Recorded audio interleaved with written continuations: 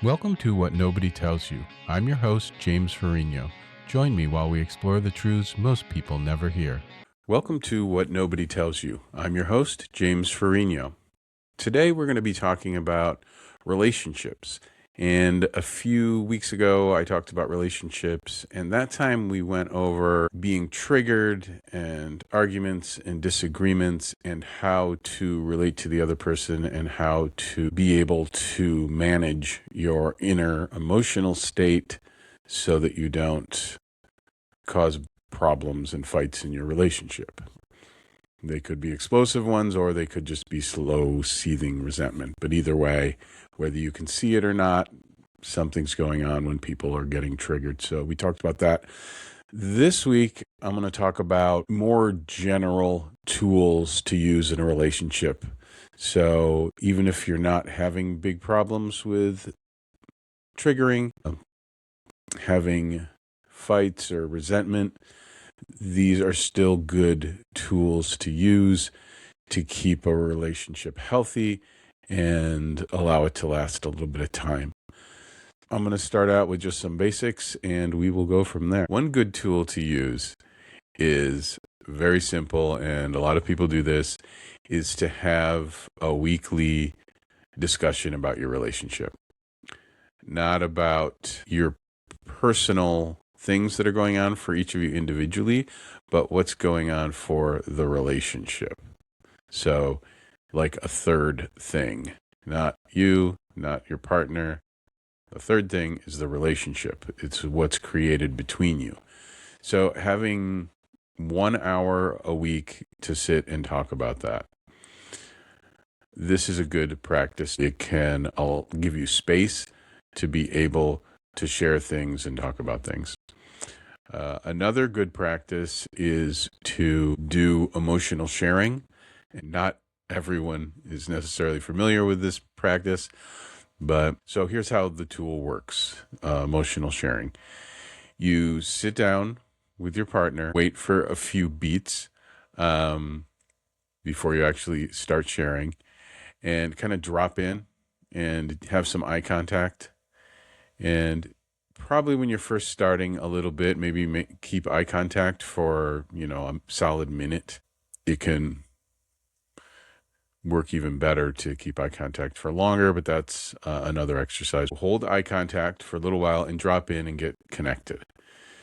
Next, one of the people talks and shares their emotions. Now, as much as you possibly can, try not to talk about events, past events, future events, things that happen between you. Try to just share your emotions. Now, for most people, it's not possible to only share their emotions and absolutely nothing else. You might have to mention something that happened, but try to minimize talking about other things. If you get to a point where you've said 4 sentences about some other thing, then you're off track. As much as you can, and this is a learned skill. It's going to take time. Nobody's perfect at it at first, but do your best to stick to your emotions and your emotions only, and especially avoid blaming the other person, which includes saying, I feel bad when you do this. So that's just a way of blaming them.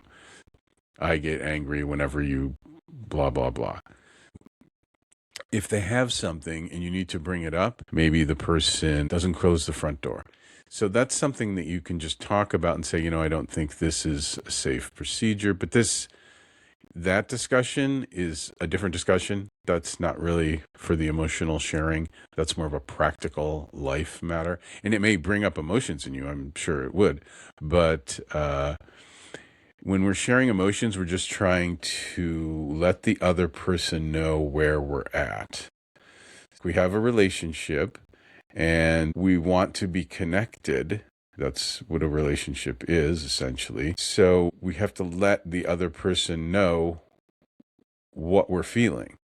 So it's just like a checking in so the other person knows what's going on with us. So there's not mysteries and things don't come out of the blue. I didn't know you were feeling that way. And that's the goal of it, not to bring up things, not to bring up problems. That's something you can do at another time. Sometimes they'll be related. Sometimes you'll have to say a sentence that's not directly about your emotions, but do your best. and you talk, and then the other person just listens and tries to generally keep eye contact. You don't stare at the person, but keep eye contact most of the time. You can look away for a few moments and just listen. Don't ask any questions. Don't have any comments. Don't speak the entire time. And when the first person, the person sharing, is done, they'll say, thank you for listening. And then the other person says, thank you for sharing. The person who is listening says, thank you for sharing.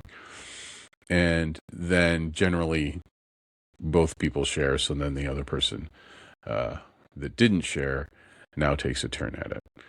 This can be really helpful to do as often as you can. I know life gets busy. It's hard to do things regularly. It would be great if you could do this every day. Most people can't do that because they can't get the time to do it. What you can do is, if you're comfortable with it, limit the share to, say, 3 minutes. And really, you can share everything you're feeling in 3 minutes, most likely. Most of the time that can actually be done. Not always. Different people are different. Some people need more time than that. But if you need more time, if you need to spend a half hour doing it, then maybe you can do it once or twice a week. But it would be great in a perfect world. It'd be great if we could all do, just do a quick 2-minute share between each person does it. Do that every day, every morning. That would be fantastic for your relationship. Another very important thing to keep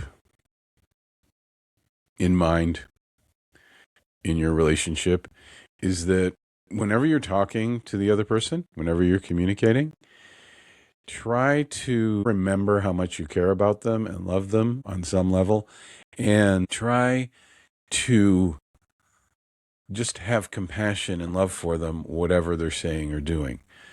And this will help you not get triggered as much, and it will help you not judge what they're doing or think what they're doing is silly or wrong or something you aren't happy with or want to criticize. If you can just look at them and realize, this is a person I love, this is a person I care about, this is a human being who has emotions, who has their own problems in this world, and who has gone through a lot and has gone through a lot of suffering and pain, because we all have. This is a difficult world. Life is not easy for people. Especially now, things can be very stressful. We're all going through a lot. So try to cut the other person some slack. And this is really, try to do this with absolutely everyone, because everyone's going through a lot of stuff. Everyone's under a lot of pressure, under a lot of stress, virtually everyone. So try and cut people some slack. If they do something that irritates you or you disagree with, kind of just let them be themselves. You don't have to change them just because you disagree with them. You don't have to fix them because you think they shouldn't be that way. If we can just pull back from trying to interfere with other people's lives and be more of an observer and just observe with love and compassion and understanding, then not just partnerships or romantic relationships, but all relationships between humans will go much better and be much more pleasant and fulfilling, especially with your partner. Give them the benefit of the doubt. Now, I know what happens is, I talk about this in the other video, sometimes you get triggered. Sometimes just the emotions come up and you say something or do something before you had time to think about it. And, we're human and this is life, and that's what happens. But the less you can do that, the more you can catch yourself, the earlier you can catch yourself, even if you've done it, if you can back off and stop and go, oh, wait, no, I don't want to be doing this.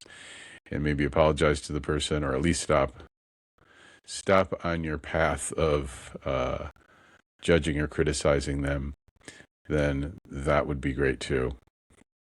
Because we all have these difficulties. And these tools that I'm giving you for your relationship are something that at first might be hard to remember or difficult to do. And it takes practice. It's going to take time. And to really do them, you really have to do them all the time over a long period of time, 6 months, a year, before you can really get them down, but it's worth the time and the effort. And if you can only spend a half hour a week on it, then you're way ahead of most people. So, of course, a half hour a day would be better, but most of us don't have that kind of time. But you do need to at least do an emotional share or some kind of check-in every week, something. And if you're not doing anything at all like that, then you're disconnected and problems are going to arise.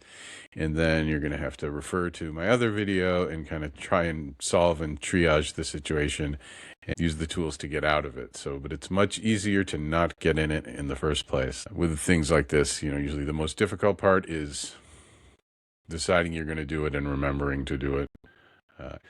It's just the remembering to do it and finding the time to do it. And if it's important to us, we'll find some time.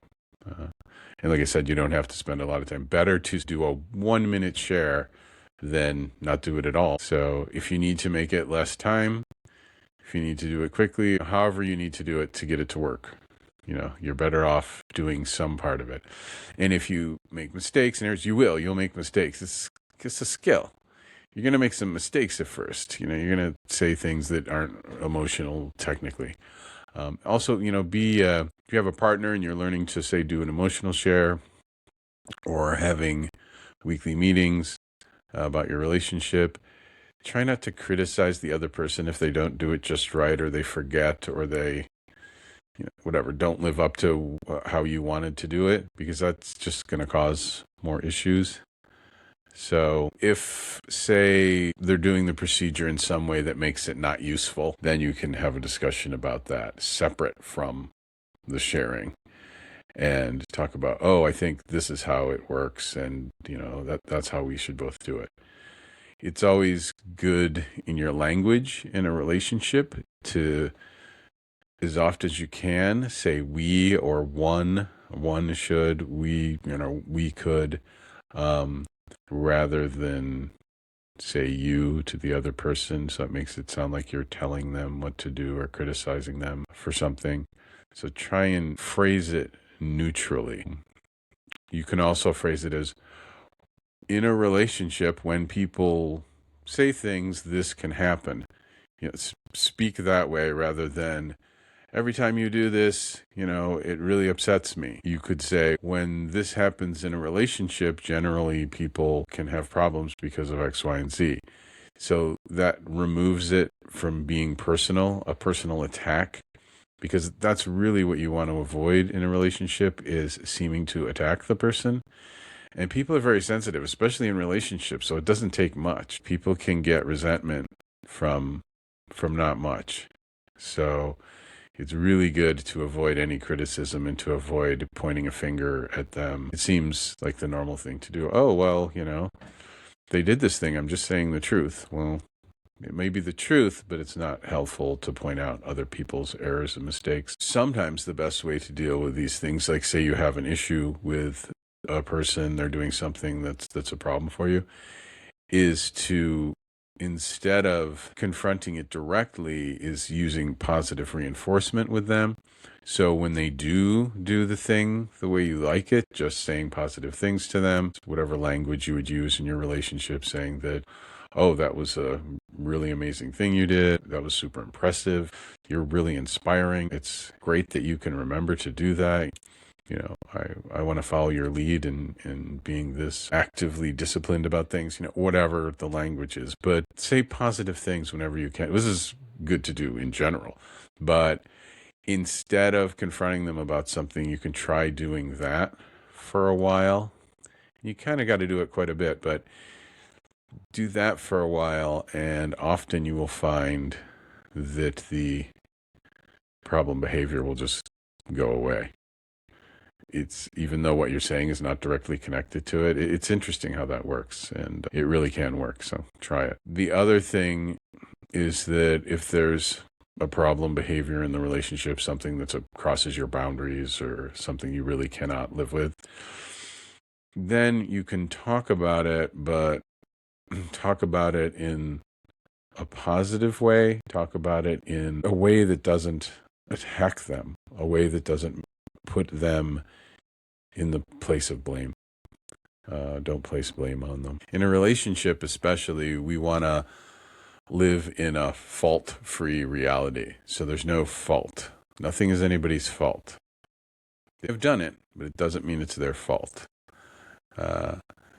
This can be difficult for some people to understand. It can be a challenging concept, but definitely in a relationship, trust me, don't place your partner at fault, because it will not go well. Not only will it not go well that day, but it will plant seeds for the future of more resentment and things building up. People often, one of the people will one day decide that they're going to leave the relationship and tell the other person, and the other person is, where did that come from?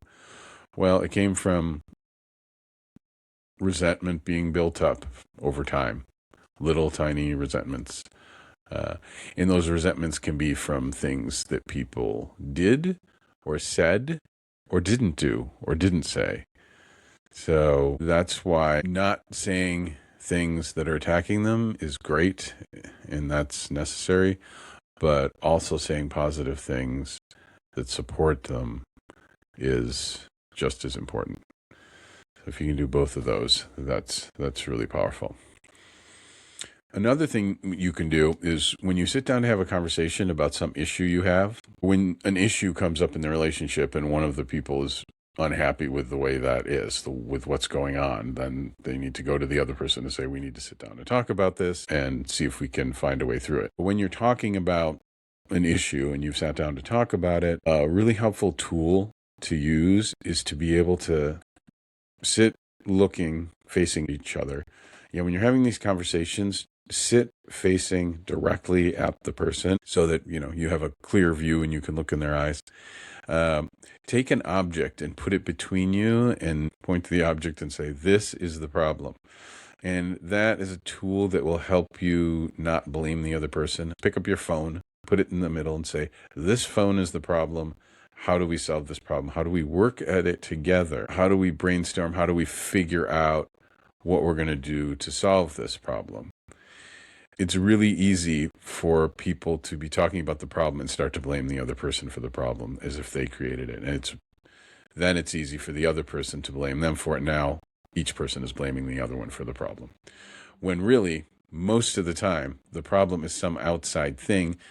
We're just triggered and upset, and that's the person in front of us. So put that phone between you. That's the problem. If you start to blame the other person, remember, they're not the problem. The problem is something independent of the two of you, and you're going to work together on the same team, on the same side to figure a way through it, to solve it. You're a partnership, like a couple of superheroes that have an issue and they're going to solve that issue. You're partners. But just like partners that are in a TV show or superheroes or something, or police partners, you are working together to solve something. You're not blaming each other for it. So you really need to trust your partner and work with them no matter what else is going on, even if it seems like in the moment, whatever they're doing is not as good as you would like. The larger issue of that, the larger part of that is to always remember that you're on the same team. You're on the same side. You're together. So try to always keep that in mind. One important skill to practice in a relationship, to be able to be in a relationship, is holding space. So when you hold space for someone, holding space, what does that mean? So holding space is when you, for the most part, don't speak. You can just hold space for the person. You can speak. Really what you're doing is you're putting a safe space around them so that they feel safe to share or to just be themselves and do whatever they're doing. One thing that's useful when you're creating safe space for somebody, when you're holding space, is to ground. So get a grounding exercise, learn one. I have a couple on my YouTube channel, and learn to ground. So you can just ground yourself, be calm and centered in yourself, open your heart. And whatever way that works for me, you can actually picture your heart opening or ground first. You can actually picture your heart chakra opening, or you can just have compassion or love for the person. So if you can just hold that love and be grounded and calm and firm in yourself, and be in a place where you're not emotionally connected to outcome. So you're not connected to what they say or do. So whatever they say or do, you just observe it and let it flow over you. And that allows them the freedom to be able to be themselves. And this can be very profound. It seems like you're not doing anything, but it's the most important thing. So holding space is very important to be able to do in a relationship. It's a great skill to have. And another great skill to have is active listening. So, and you can actually do them both at the same time.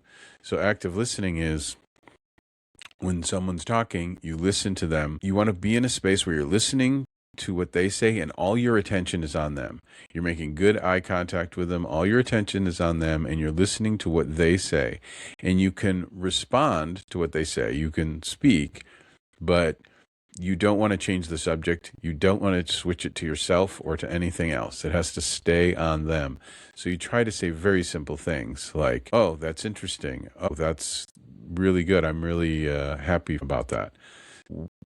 What I try and do is you can just use vocal cues. Oh, yeah.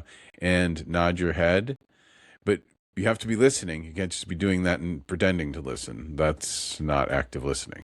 So you really want to soak it in and open your heart and let what they're saying come into you and try to feel what they're feeling and understand that it's very important that they're being vulnerable and they're taking a risk by sharing with you. So you want to be as attentive as you can, and all your focus will remain on them, and you will not shift that focus by paying attention to something else, by looking at something else, by talking about something else, especially yourself, but anything else. But you also don't go on talking about them. Like if they say something, don't say, oh yeah, I remember that time that you, no. So just very short things you would say, just agreeing with them, like, yes, oh, I understand. Oh, that must be difficult. Oh, that's hard. Very short things like that. Or, oh, my heart goes out to you. Just things like that. So, and really try not to talk very much. Try to use even those brief phrases judiciously. But keep eye contact, keep connection, keep actually listening, keep gentle eye contact. You look in the eyes most of the time, but you look away every once in a while. Don't stare at them.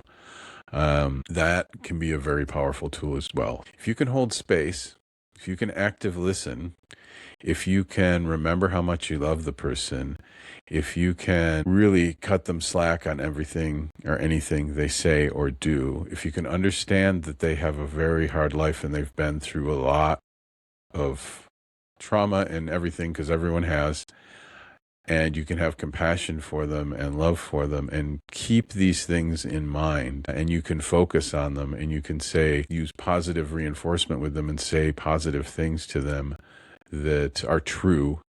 And all of this has to be true and authentic.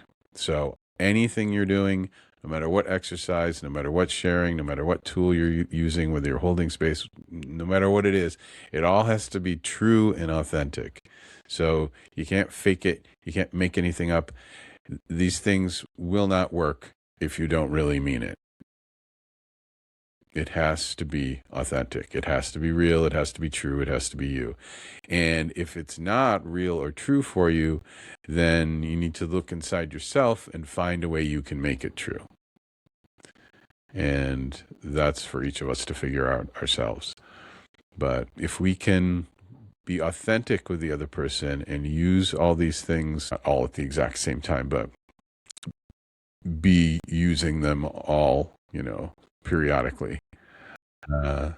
Although holding space is good to do almost any time. Things can go quite well if we can do that. And most of these things don't take much work. Some of them take a little focus. Amazingly, you can do these things with not that much time. It might take some effort, but everything that's worth something does. And that's the other thing. When you're doing things like this, you're really showing the person that you care about them. And that's better than almost any other thing you could do. Another great thing to do in a relationship is to appreciate the other person. And a good thing to do is to try and do this every day, at least once. Casually appreciate something that they're doing. Oh, it's nice how you always do the laundry like that, or how you pay attention to whatever it is. They're doing something that someone would want to be appreciated for, and just mention to them how you're grateful for it, or whatever positive thing you can say about it. Another thing is a formal tool of appreciation. And in this tool, both people know about it. And you go to the person and say, can I give you an appreciation? If they say yes, they say no, then you don't. If they say yes, then you say, well, I'd like to appreciate you for, and then XYZ. And then you can appreciate them for things from this morning or yesterday or last week or years ago, or something ongoing. The casual one is more for just in the moment, in the relative recent past, whereas this you can use for something at any time. People need to be appreciated. People like to be appreciated, and they feel like they're seen, and they feel like you're present. Another thing is validation. So people want to be validated as well. If you're talking and having a conversation, then do a type of active listening where you listen and you say positive things about what they're saying, but brief. Allow them to do 99.9% of the talking, but agree with what they say, and not just agree with it, but compliment them. One thing to remember here is to normalize their behavior. You don't want to say, compare them to someone else or to some group or to some standard, and especially imply that they're not living up to that standard. So this actually is really important in an argument. When there's an argument, if someone gets triggered and starts doing and saying things that maybe aren't 100% appropriate, the worst thing you can do is kind of do that back, because then the whole thing just explodes. So we talked about being triggered in the other relationship episode. But one thing to pay attention to, one thing that you can do when people are triggered and then they're upset about something, and usually they're getting angry or sad, or both, then often they feel like they're being judged, and they feel that people think less of them. So you want to think more of them. So one thing to do is to be careful not to compare them to others in any way. You can even say, yeah, that's totally normal. That's perfectly normal to be that way. People want to hear that. So normalize their behavior, whatever they're, it's normal that you got upset about this. Whether you think it's normal or not, you still say that. The other thing is, if they're angry at you, is to not defend yourself. If you start defending yourself, which is the natural reaction, of course, that's what I naturally do, then it just creates more drama in the situation. So you're just ramping up you're just turning up the stove. So I'm not saying this is easy. None of this is easy to do or easy to remember or easy to go through, but it will make your life better if you can do even some part of it. So try not to defend yourself. Don't go into that territory. Just agree with what they say, not in a kind of shallow, inauthentic way, but really connect and say, okay, I can see your point of view. And that's another thing too, is to try to see where they're coming from and see their point of view, and then verbally tell them that you can see their point of view and you agree with it.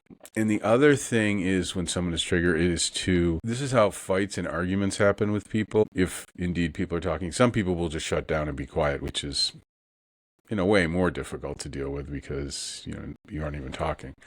But if people are arguing, disagreeing, having some kind of disagreement or discussion, then once emotions come into play, it's emotions you want to focus on.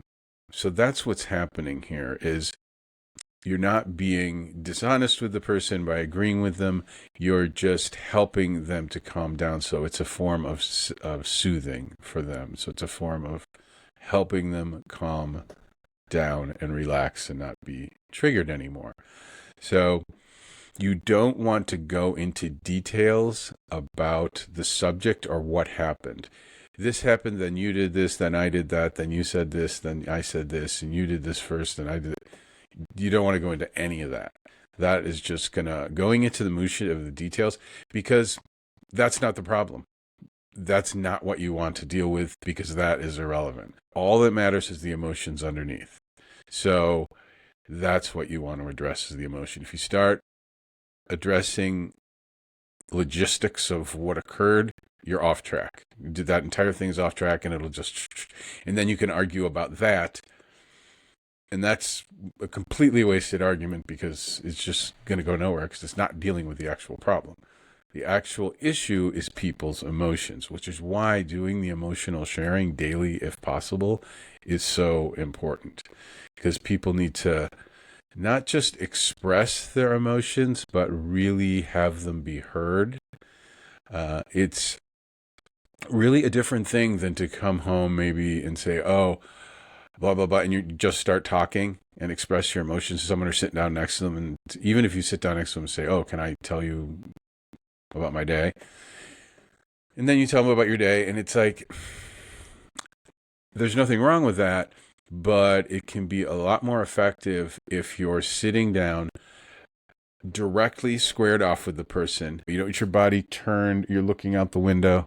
No, you want to be looking the person in the eye, sitting there, calm, relaxed, with your shoulders even with each other, so that you're looking directly at them and giving them all of your attention, and your emotions aren't focused on yourself, and your awareness isn't focused on yourself, it's focused on them.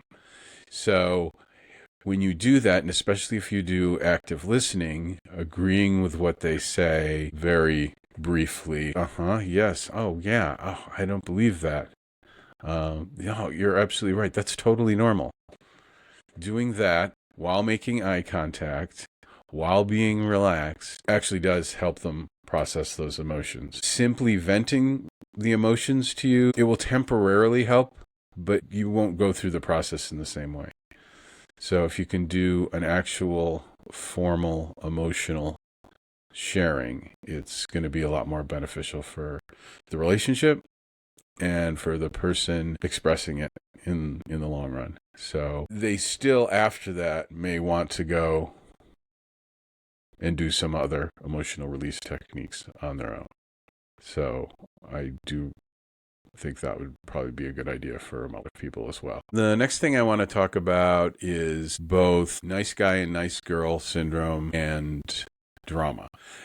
I'm not going to go into detail on these. I'm not going to completely do a course on these two things, but I want to touch on them. Nice guy and nice girl syndrome is essentially people that are, in a nutshell, just want to please people, will kind of do anything to make other people happy. Not necessarily for the other people, but so that there won't be any disruption in their life. This causes people to alter the truth without thinking that they're lying. They think it's for the best and have done it for their whole lives, so don't really notice. They will just kind of agree with the group or agree with the other person rather than discuss it. And one of the behaviors is to try to bank goodwill. They will give people things, be nice to people, do things for them, be very generous and kind to people. But underneath that, subconsciously, they're trying to bank goodwill with people so that when they need it, they can withdraw it. Really, it's just fear. They don't want people to get angry at them ever, so they think, if I'm nice to this person all the time and I give them things and I buy them things and I compliment them and I give them rides to the airport and help them move, if I do all these things, then when the time comes where they would get mad at me, they won't get mad because they'll forgive me because I've been so nice to them. Now, this isn't true because life doesn't work that way. People don't, they operate in the moment. So it never works. but nice guys will continue to have that behavior. And also what will happen is when it doesn't work, they'll get very angry. So because they'll feel it's unfair, they've been treated badly. Look at all, if someone ever says to you, I've done this for you and this and this and this, and look at all I've done, and now you did this for me. That's the pattern. They are trying to bank goodwill, trying to be good to the person in advance to stop the negative thing they don't like from happening. And then that won't work. So then it will happen eventually. And then they'll get really upset because all that work was for nothing. And this happens a lot. So interconnected with this, which is usually happening at the same time, is that the nice guy, since they're going through this, or nice girl going through this process of being extra nice to people, will actually take the role of the rescuer and try and rescue people, which is try and help them when they don't need help. Oh, I'll do that for you. Oh, you just be way too ingratiating, way too trying to help people when they don't really want it or need it. If you ever notice someone helping and you're like, why are they helping me? Then that's probably what was going on. So that's now non-nice guy, nice girls do this too. Will sometimes play the role of the rescuer. And that's one of the categories of drama, is rescuing. Now, the thing is, if, as I just described, if they've banked something and then it doesn't pay off and the person doesn't respond the way they wanted them to, and they get upset, they will often switch from rescuer to bully. They so much believe that it was going to go their way. They so much believe that they've put in the time and the effort to make sure that this thing goes their way, that the person behaves in the way they want them to. When they don't, they get so upset that they will go from a rescuer to a bully, and they will try to change the outcome, which doesn't make any sense. But even though it's already happened, they will try and convince the person that they did the wrong thing and that they need to do this other thing, try and get them to apologize or exact some kind of penance from them, basically to kind of force the reality into the mold that they want it to be in, which is what they were doing to begin with. That's what the banking is all about. Being extra nice to people so that they'll be nice to you back is a form of trying to control people, trying to force their behavior so that it's what you want it to be. And if that tactic fails, on to tactic 2, which is getting really upset and then really trying to just bully them into doing it. So this is what happens. And another underlying issue with this whole situation of nice guy, nice girl, but also with people who rescue and bully, which can be, those go together a lot, but not always. So there can be people who are not nice guy, nice girls, and are still doing the rescuing, bullying thing, or vice versa, is that it's transactional. And this is what you don't want in your relationship, is a transactional relationship. I do this for you, you do this for me. I mean, you might have a chore, chart where one person does one thing and another. That's not the same thing. But emotionally, especially without the other person's knowledge, giving them something and expecting something in return that they don't even know about. People actually can agree to this. Sometimes they can verbally agree to, you give me this, I'll give you that. And that can, it's transactional. And that type of relationship doesn't end up working so well in the long run, usually, because it's not really honest. It means you don't really want to do what you're doing. So when you trade one thing for another in a relationship, and when it has to do with emotions, it almost always results in resentment on one side, or usually both. So both people will have some sort of resentment. This is the problem with compromise. Both people give up this and give up that. Well, they're both going to have resentment about it. I mean, you do it once, that's fine, but you do that a lot, day after day, year after year, both people build up a hell of a lot of resentment, and they're going to end up hating each other most likely. So you want to avoid a transactional relationship, and you want to avoid compromise. I'm not saying on really big things, are we going to live in this state or this state? I mean, you have to compromise sometimes. I'm not saying you never compromise, but you don't want that to be a feature of your relationship where you're doing it on a regular basis. Oh, we'll just compromise again, treating it lightly. If you need to compromise on something, it's a big deal. Be prepared that somebody's going to have resentment. Keep an eye on that. Maybe try and give the person some other outlet. Make sure to process their emotions. Do some emotional release around it. You really are going to have to do, when you do have to compromise, you got to do work around it to make sure it doesn't blow up on you, because it might, especially for nice guys and nice girls. Then it's the transactions outside of awareness, which is even more sticky. The more you can get things up into your awareness, the more both people know, the more not just one person knows about something, that both people know about it, that they can discuss it, that they can deal with it, that they can take preemptive actions, that they can take actions to heal afterwards. When stuff is secret or not communicated or unaware, most nice guys and nice girls are unaware of that terminology and have no idea what's happening. And the behaviors are outside of their awareness. So the more things can be in your awareness, again, this is really first step in almost anything is awareness, right? This is why they say communication is more important. You hear communication is the most important thing. It is important. It's very important because it's part of awareness. But there's more to that puzzle. There's self-awareness. There's communicating so both people are aware. And then there's also the taking action aspect. So you want to be aware of yourself, aware of the other person through communication, and then take action to resolve things, to prepare for things, to process things, especially emotions. Because really, at the end of the day, a relationship is people with emotions. It's the set of emotions. And this is what, people's whole lives are focused on, what emotion they want to feel. I want to be happy in my life. Well, that's your emotions. So that's generally the most important thing for people, is how they feel. I mean, that's what humans have. And it can really help to just be aware of that fact, that emotions underlie everything. Emotions are connected to thoughts. Thoughts are connected to emotions. Emotions are what need to be shared between people.